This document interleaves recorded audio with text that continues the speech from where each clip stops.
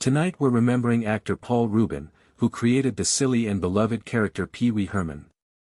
This is Ken Whitworth.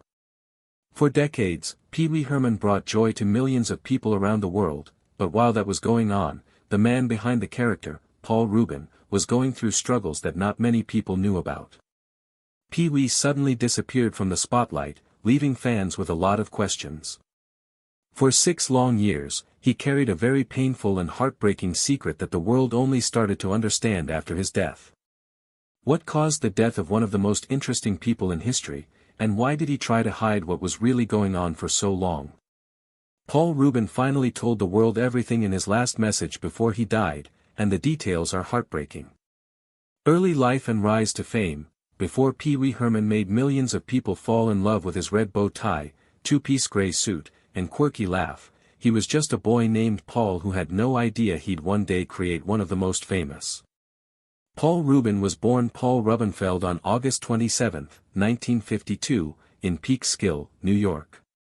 His parents were Judy and Milton Rubenfeld. His mother was a teacher, and his father had a very interesting background. He was one of the founders of the Israeli Air Force and had also flown for the U.S. Army Air Forces during World War II. His father's strength and courage must have influenced young Paul, but his path wasn't war or politics, it was something much more interesting. When Paul was a few years old, his family moved to Sarasota, Florida. Sarasota wasn't just a sunny town, it was also the winter home of the famous Ringling Brothers and Barnum and Bailey Circus. For any kid, that would have been exciting, but for Paul, it was magic. He was immediately captivated by the spectacle of the circus. The costumes, physical comedy, and grand gestures left a deep impression on him. It wasn't just about watching performances, it was about understanding how joy was created. Later, he said that seeing those clowns perform was the first time he realized that performance wasn't just for fun, it was an art form. By the time he was a teenager, Paul was already performing in local plays and talent shows.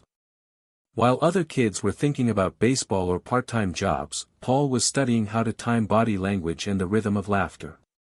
He had an eye for detail and a love for the ridiculous, which would later become traits that would define his most famous work. A bigger stage, he briefly went to Boston University, but his true calling took him west to the California Institute of the Arts, which was founded by Walt Disney and is a creative hub in Valencia, California. At Cal Arts, he honed his craft and immersed himself in experimental theater, film design, and storytelling. In the late 1970s, everything changed when Paul joined the Groundlings, a now famous improv and sketch comedy troupe in Los Angeles. This wasn't just a local gig, the Groundlings was where some of the biggest names in comedy got their start. Paul Rubin created the character Pee Wee Herman while working with comedians like Phil Hartman, Will Ferrell, Kristen Wiig, and many more. But the character didn't just appear out of thin air, Paul worked very hard to make it what it was. Pee Wee was strange, with a cartoonish voice, a childlike sense of wonder, and a chaotic energy, but he was also carefully crafted. Paul tested gestures, fine-tuned his laugh, played with costume designs, and leaned toward a style of timeless vintage art that would soon become his signature. Herman's character was first introduced in a groundbreaking sketch, but it quickly took on a life of its own, and audiences couldn't get enough of him. There was something inherently appealing about this strange man-child. He was funny, unpredictable, and deeply original, and he was unlike anything else in comedy at the time. In 1981, Rubens took a risk and created the Pee Wee Herman Show, a live stage show that imitated children's TV shows with talking furniture, dancing food, and goofy puppets. But underneath the silliness was a serious message. The show ran for 5 months in Los Angeles and was so popular that HBO picked it up and aired it as a special. Suddenly Pee Wee Herman wasn't just a local star, he was a national star. But Paul wasn't done yet. In 1985, he worked with an unknown director named Tim Burton to make Pee Wee's Big Adventure. Burton brought his strange, surrealist eye to the project, and Rubin brought Pee Wee's wild, joyful energy to it. The result was a quirky, hilarious, and surprisingly touching movie. With a budget of only $7 million, the movie became an instant cult classic and made over $40 million at the box office, proving that Pee Wee Herman wasn't just a character, he was a pop culture force. Then came Pee-wee's Playhouse, which many consider to be the crown jewel of Reuben's career. It debuted on CBS in 1986 and was unlike anything else on TV. It combined live-action performances, animation, puppetry, and surreal humor in a dazzling, high-energy format. The show didn't talk. Pee-wee's Playhouse was a hit for 5 seasons and won a lot of Emmys. It was praised by critics, parents, and kids alike. Paul Rubin, who wasn't always known by that name, rarely broke character in interviews and even did live shows in full Pee-wee mode. He created a world so interesting and unique that fans never wanted to leave it. Rubin's influence went beyond just comedy. Rubin's helped usher in a new era of. In the late 1980s, Pee-wee Herman was everywhere. There were toys, lunchboxes, Halloween costumes, and even comic books. Rubin was at the top of his game and was a huge success. But behind all the laughter, there was something else that the cameras didn't catch. Paul was carrying weight. He rarely talked about his personal problems, his heartbreaks, and his desperate pleas for help. For years, the public only saw the gray suit and the. Under all of that, there was a complicated and often misunderstood man. So how did a man who brought so much happiness to millions of people deal with the darker side of fame and his own personal struggles?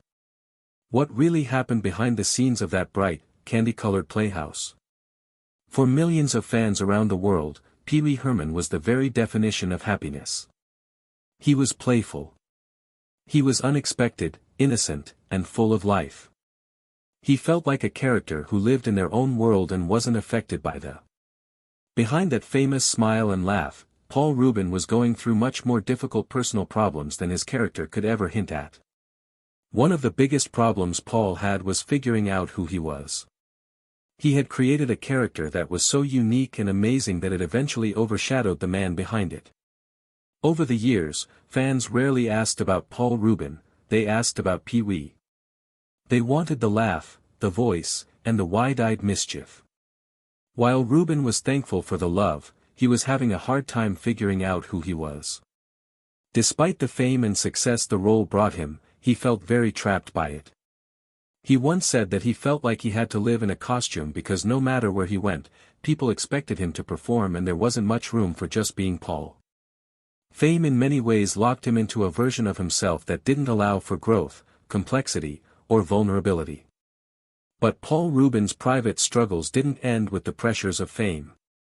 For most of his career, he also carried a weight that he couldn't talk about in public because he was a man living a double life.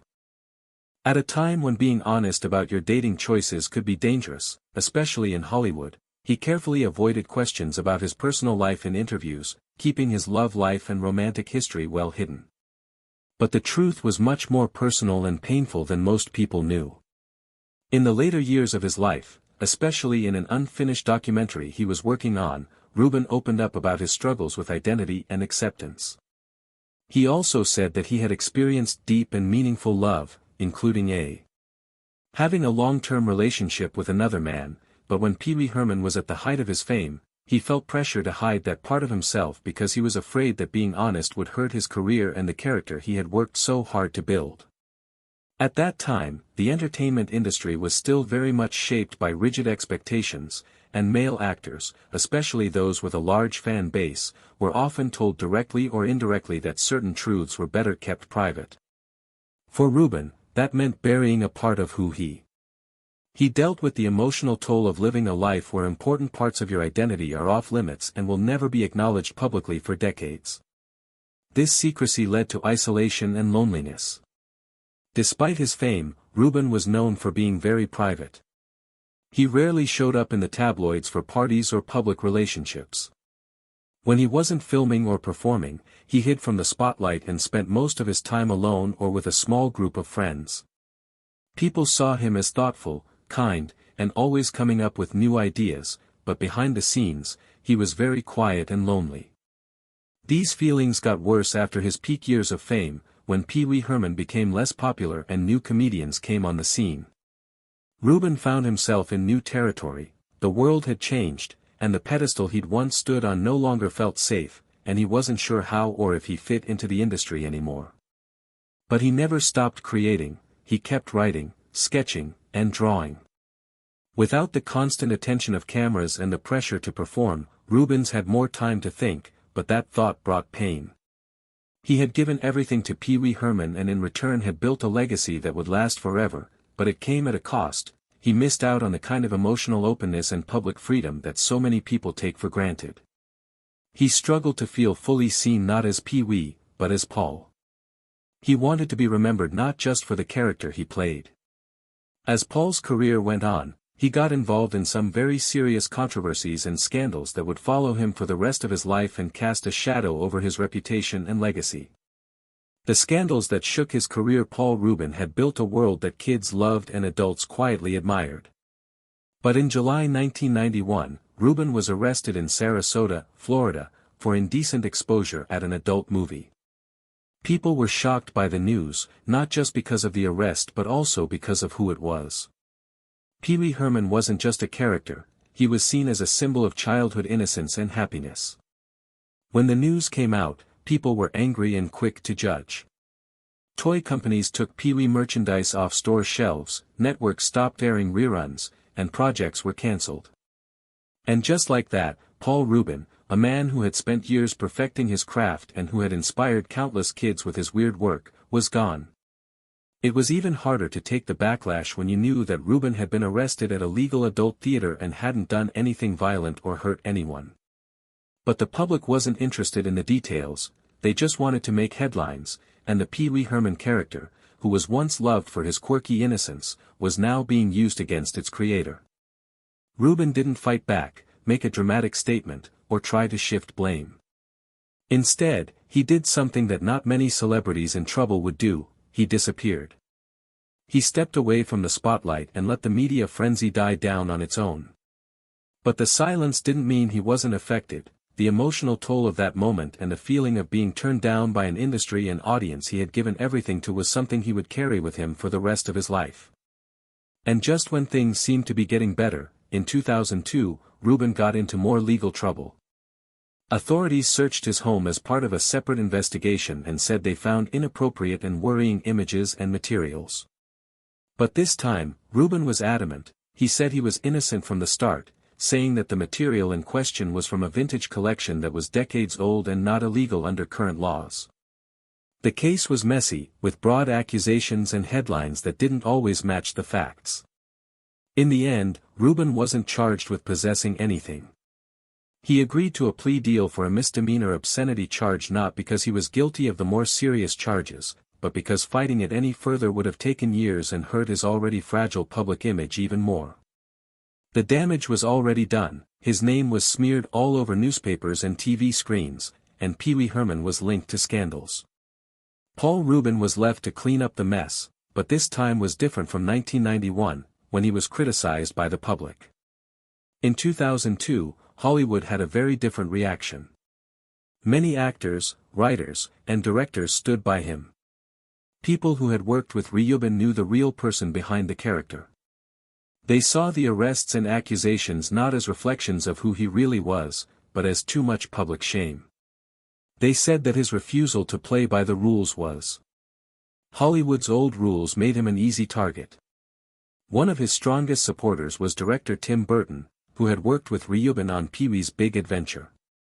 Other people in the comedy world also spoke out in his defense.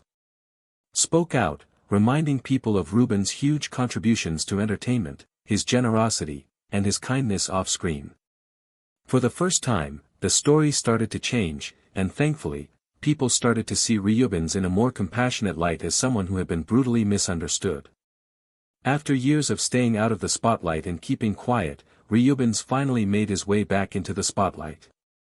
He returned to acting in the mid-2000s, playing quirky characters and bad guys. With the same sharp comedic timing that made Pee Wee famous. Each performance felt like a quiet reminder that he hadn't lost his spark yet. If anything, the hard times had made his art sharper and more poignant. Eventually, public opinion changed again, and people saw that Paul Rubin was more than the scandals that once defined him. He was a gifted artist. People didn't understand him because he was a stranger and had been through more than most people could imagine. But he still found the strength to make people laugh. He never tried to erase his past, and he didn't act like those dark chapters didn't happen. Instead, he let his work speak for itself, which may have been what helped him rebuild his legacy.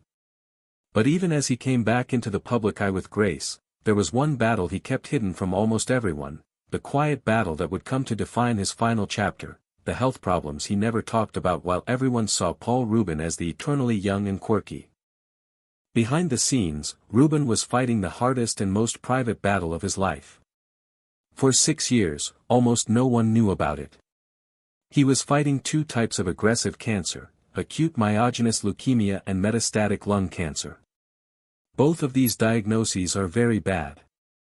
Acute myelogenous leukemia is a fast-moving blood cancer that attacks the bone marrow and blood cells, and metastatic lung cancer means that the disease has spread beyond its original site. Both of them are very hard, but Paul Rubin made a choice early on that said a lot about the kind of person he was. He chose to keep his illness private. There were no tabloid leaks, interviews, or statements that warned people they might have to say goodbye to people who saw him or worked with him during those years. He was still sharp, creative, and passionate about his projects, and he still had the spark that made him famous decades before that kind of quiet. In a world where every struggle is often turned into content, Rubin chose to live with honor. He kept working as much as he could, writing scripts, coming up with ideas for Pee-wee cartoons, and staying in touch with the creative energy that had always kept him going. Even as his treatments wore off and fatigue set in, he never let his illness define him. Sadly, Paul Rubin died on July 30, 2023, at the age of 70, at Cedars-Sinai Medical Center in Los Angeles. The news came as a shock. Not only did he die, but no one knew he was sick. A statement posted on his official Instagram account after his death included a note he had written before he died: "Please accept my apology for not going public with what I've been facing the last 6 years. I always felt a huge amount of love and respect from my friends, fans, and supporters. I have loved you all so much and enjoyed making art for you." The statement was heartfelt, sincere, and tinged with that gentle humility that had always made Paul Rubin stand out from the rest of the Hollywood crowd. In a few sentences, he thanked his fans, explained his silence, and left behind a final message that was both heartbreaking and deeply generous. Fans, co-workers, and friends were quick to share tributes, with Tim Burton calling Rubin a great artist and a great friend, and Conan O'Brien, Jimmy Kimmel, Natasha Lyonne, and many other actors and comedians providing credit for. Voice fans also shared memories of Pee-wee on social media. Some posted clips from Pee-wee's Playhouse or Pee-wee's Big Adventure, while others posted pictures of themselves as kids holding Pee-wee dolls and talking about how the character had made them laugh when they needed it the most. But underneath the sadness, there was also awe at the fact that Paul Rubin had kept working and smiling while fighting a disease that would have broken most people. He had kept making people laugh while faced something unbelievably hard and never once asked for sympathy. That was the real Paul Rubin. He was a performer and comedian, but most of all he was a deeply private man who gave the world everything he had, even when it cost him personally. Even after he died, there were parts of his story that the public didn't quite understand. For example, even though he had been sick with 2 types of cancer for a few years, there was something in his official cause of death report that broke everyone's hearts. When news of Paul Rubin's death spread, people were filled with love, sadness, and nostalgia. But with that news came the inevitable question: what killed him? The official answer, which broke most people's hearts: Rubin died of acute hypoxic respiratory failure, a serious condition in which the lungs stopped supplying enough oxygen to the bloodstream. This type of respiratory failure is not a disease in and of itself, but something that can happen to anyone. Rather, the last stage of a number of underlying illnesses. In Rubin's case, he had acute myelogenous leukemia and metastatic lung cancer. The cancers had slowly and aggressively attacked his body, and in his last days, his lungs just couldn't keep up. It's a sobering diagnosis to hear that hypoxic respiratory failure is the body's last resort when oxygen levels drop too low to support vital organs. It means shortness of breath, tiredness, and finally quiet surrender for someone who had lived a full and active life like Rubin. It was even more painful to lose Paul Rubin because he got sick over a long period of time. People are still wondering why he kept his illness a secret. Some say it was because he was a quiet, private person who wanted to keep the line between his on-screen persona and his real life very clear. Others say it was because he was old-fashioned about fame and didn't want people to feel sorry for him or for his last years to be dominated by sadness and sympathy. There's also the idea that Rubens wanted to keep Pee-wee's larger-than-life personality just the way fans remembered him. Pee-wee Herman wasn't supposed to age, get tired, or fade away. By hiding his illness, Rubens let Pee-wee live in the public's imagination as bright-eyed, mischievous, and full of energy as he had always been. It was a choice that made his death feel like a sudden shock and a light going out without warning, but it was also the last act of a private man who had always favored creativity and privacy over public confession. But before he died, Paul Rubin did something unexpected. He let cameras record sides of himself that few had ever seen. What he shared was raw, honest, and shockingly shocking. It was Pee-wee's final message to the world. For decades, Paul Rubin had been hiding behind a carefully constructed wall. He was part showman and part mystery, but before he died, he made one last choice that officially broke down that wall. The documentary Pee-wee as Himself, which came out recently, is not what fans or critics were expecting. It is a deeply personal, stripped-down portrait of a man who spent much of his life hiding behind a character and who, in his final chapter, chose to step forward as himself. The documentary is made up of over 40 hours of interviews that Rubin recorded in the years before his death. It is the most honest look into his life that has ever been made public. There is no flashy editing or dramatic recreations, just Paul Rubin talking about his career.